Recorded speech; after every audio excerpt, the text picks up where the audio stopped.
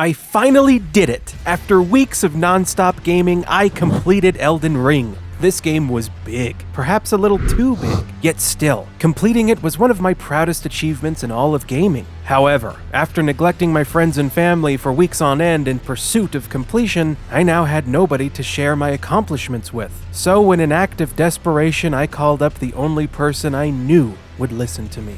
Let me just Elden Ring up a phone sex worker really quick. Hello, baby. Welcome to 1-800 and our name says it all. Hello. Hello. How would you feel if I told you that I've defeated nearly every single boss in Elden Ring? Oh, that's so sexy. I love a man that can just, take charge. Well, you want to know how I did it, baby? How'd you do it? I did it all with the help of gamer subs.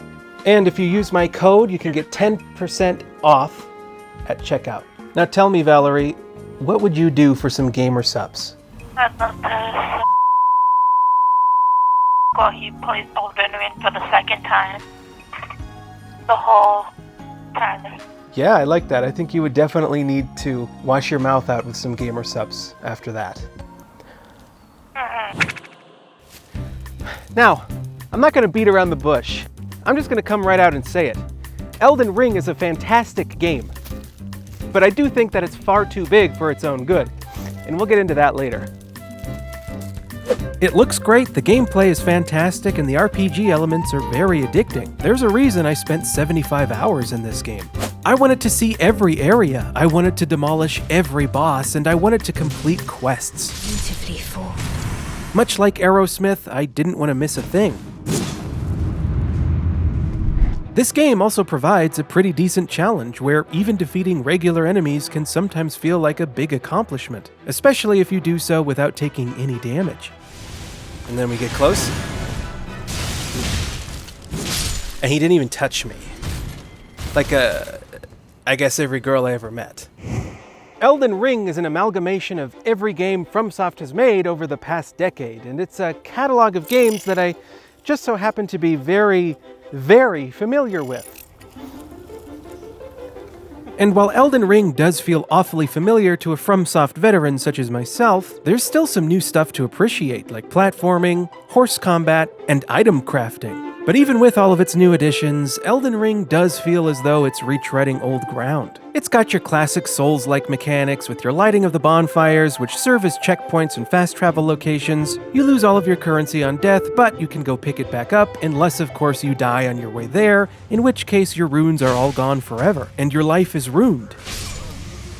It's got that impeccable Dark Souls level design that loops back on itself with shortcuts, it has the fluidity that came with Bloodborne's combat, and it's got Sekiro's stealth and jump mechanics. And as good as all of this stuff is, it still feels like something that I've already played before several times over. I mean, there's a handful of other reused assets out of other FromSoft games. All the catacombs felt similar to the Chalice dungeons from Bloodborne. The melee combat felt as though it was practically ripped straight from Dark Souls 3, which was of course influenced by Bloodborne, and gameplay-wise, sorcery hasn't really changed all that much since Dark Souls 1. But I mean, hey, if something ain't broke, don't fix it, right? One thing Elden Ring does have over the rest of the games in FromSoft's catalog is a seemingly unlimited amount of builds and playstyles, which ought to keep just about any type of player happy. You can do a melee strength build, maybe a Scarlet Rot build to poison opponents, a sorcery build, a build that harnesses the power of dragons. You can tweak a consumable so that it makes you explode after you drink it, allowing you to do nearly 8,000 damage at the cost of half of your HP with the correct setup. The list goes on forever, and people are constantly coming up with new builds all the time. I myself went with a bleed build to try and squeak out some extra DPS. I also made my character bright green so that I could use his skin for transitions. It's pretty impressive that FromSoft was able to balance this game to allow for a multitude of viable playstyles. I've always felt that one of the most important traits a video game can have is variety, and luckily, Elden Ring has that in spades. I love the enemy design. It's everything I want out of a FromSoft game, ranging from standard humanoids, to blobs, to rats, to eldritch terrors, to centipedes with human hands, to bubble boys, to fire-breathing eagles with swords instead of feet, and creepy crawly spider hands. The variety here is finger-licking good. This creates a nail-biting tension. You never know what might be fingering in the next room, and you never know what moves the enemy might have up their sleeve. I'm personally a big fan of these adorable tiny little fellas, but I'm not entirely sure what you could call these guys. What would you call one of these? The boss variety in Elden Ring is no small feat. It's pretty crazy, actually. This game has 120 boss encounters, 70 of which are unique, and the rest are reskins. But, we'll get into that later.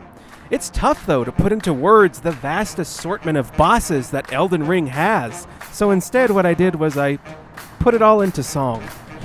Fee, fi, for fun. There's a giant grabbing fireballs right out of his tongue, and a weird cat made of stone. The boys say they want to tarnish you, but their armor's been blown. A blackbird with a big old beak, and a huge girl with some big old cheeks. I thought Angela, Alma, Margit, Marina, and as I continue, I'm gonna beat her. So what can I do but truly beg an Elden Lord? But me summons are a last resort.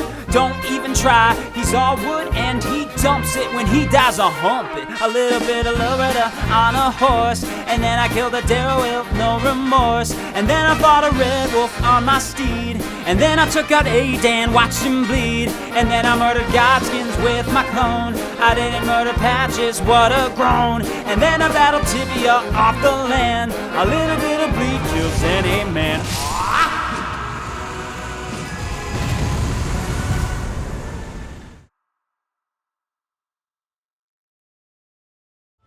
Not only were most of the bosses unique, but they also have their own individual movesets. Movesets that you had to familiarize yourself with, that were expertly animated in order to telegraph to the player what move the boss is going to do next. And some of the bosses towards the end of the game were a pretty big challenge. I got it. The boss froze, he couldn't move. You cheesed him, right? I didn't do anything. You didn't do it intentionally. But if I'm honest, I did find a majority of the boss battles to be a bit too easy for my liking. Cool. It's always nice when you can get them on the first try.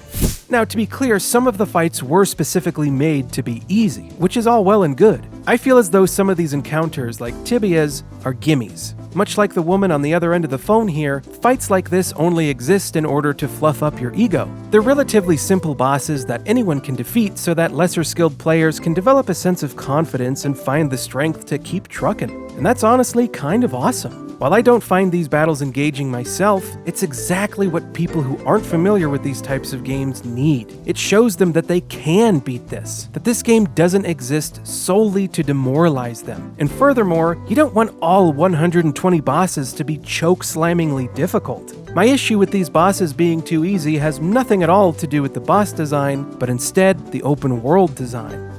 A few months back, I made a video where I discussed my issues that I have with the open world genre. It's right here in this dumpster, and you should go check it out when we're all done with this video. But even though Elden Ring does handle its open world with far more competence than pretty much every other developer out there, all of my problems with the game still stem from the fact that it's an open world title. For example, I don't need to bother fighting a difficult main story boss like Margit, when I know I can just meander around the map, decimate some side bosses, and come back a few hours later to steamroll the guy. I just destroyed Margit like he was nothing. I didn't even know Ren was fighting her.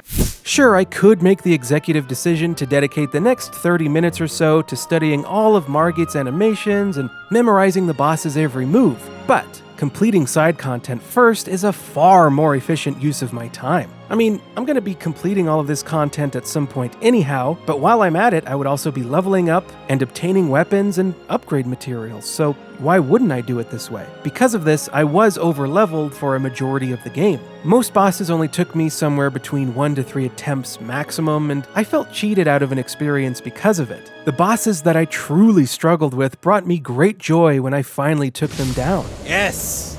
I knew I'd hit him for bleed soon. Some of them almost felt like puzzles that needed solving. This sorcerer boss trounced me at first, but after a few tries I learned that sheer aggression was the key to taking him out. Mog here gave me a fair amount of trouble. Oh, he's got wings like Paul McCartney? But I remembered that I had an item with his name on it. I have an idea. What if I use Mog's shackle? Using it wound up tethering him to the ground, allowing me to deal a hefty bit of extra damage. I felt rewarded for paying attention to my item pickups. I was struggling with Horax, and I figured he would be weak to Scarlet Rot since he's shirtless, and also because I looked it up on the internet. Just 2 rot pots inflicted him with poison. All of this problem solving was awesome. Tarnished. I wish I was able to experience more of that. Another issue I had with the Elden Ring's open world was that I found it to be far too large. Come here. Now, while some people like that type of thing, I feel like it's Elden Ring's biggest downfall. Seriously though, this game is massive. I spent 75 hours in it and I still didn't see everything. I was thoroughly impressed by the location variety. Each segment of the map had something visually distinct about it to set it apart from the other areas in the game, and they were all full of dozens of areas that were begging to be explored to satiate my sense of curiosity. And that curiosity was often rewarded with items that varied in usefulness. Oh, I just found some blood-tainted excrement. And not in the game. But my god, there is so much ground to cover here that it's simply overwhelming. Now, while none of the content necessarily feels like game padding, there's still something to be said about leaving the player wanting more. There are so many repeated areas, I felt as though I had scavenged through countless caves, catacombs, and mines that all looked and felt very similar to one another, with most of them ending in a reskinned boss battle. Like, yeah, this cat statue was super cool the first time I fought it, but not so much the 5th time. Same goes for the trees. Now sure, there's a few slight tweaks here and there, like maybe they'll add enemies into the arena, or maybe instead of shooting fire, the cat shoots lightning, but it doesn't change the fact that I'm still engaging in a recycled boss battle. I've always been a big believer that less is more. I would have preferred a total of 3 or 4 caves and catacombs rather than, 10 to 15 of each? That way I wouldn't be refighting the same handful of gargoyles or cave miners and reskinned bosses over and over again. But even still, with all that said, there's still some effort put into each of the individual catacombs. They're not copy and pasted, you know? Some of them really tried to shake things up a little bit by adding interesting little puzzles. Oh, I have an idea. Oh, that's so cool. I think that's really cool. But I don't think that was enough to prevent them from being tedious after a certain point. I think my final complaint about the open world comes in the form of its traversal. In Elden Ring, you ride on a horsey. Yeah, like this. And I've never really been a big fan of horseback riding in video games. The horse traversal is better here than it is in pretty much any other open world game, thanks to the double jump mechanic and the well springs. Having to finagle the horse around via platforming definitely threw some tension into the mix. The addition of the horse also allowed for bigger arenas than usual, which means even bigger bosses. And I think the fire giant here was my favorite encounter in the entire game. But still, due to the sheer size of the map, there was a lot of downtime where I was just riding from A to B, simply holding the left thumbstick forward as the game's depressing, cold, somber music played in the background.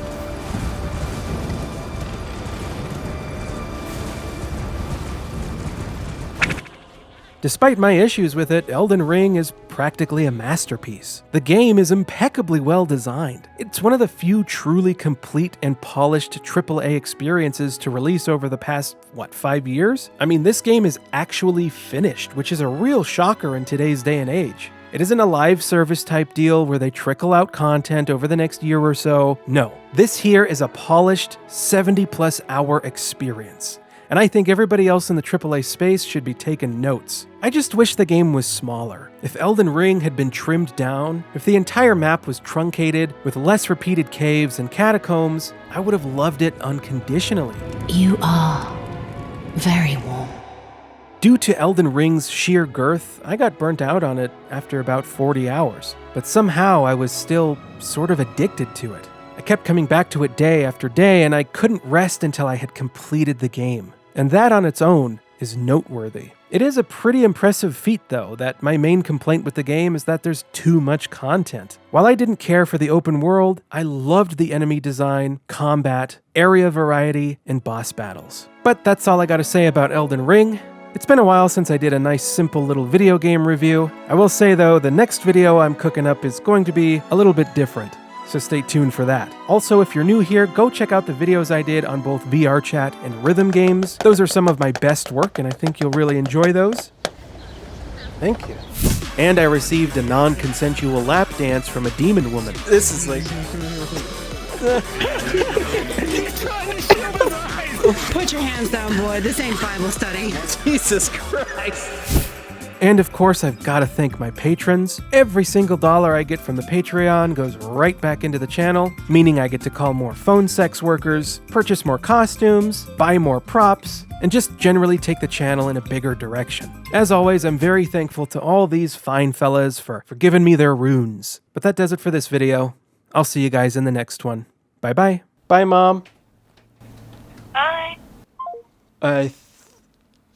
Okay. We did it. Oh my god. That was like so hard. That was, hey, you should work for them. Yeah.